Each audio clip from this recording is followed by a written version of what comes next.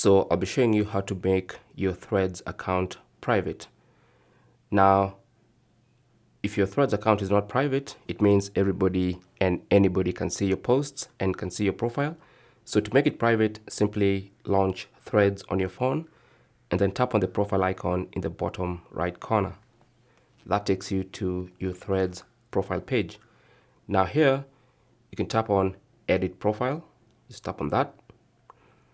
And you should see your profile information where you can change your name, your bio, your link, and also there's the option to make your profile private. So just tap on that and then tap on Done in the top right corner.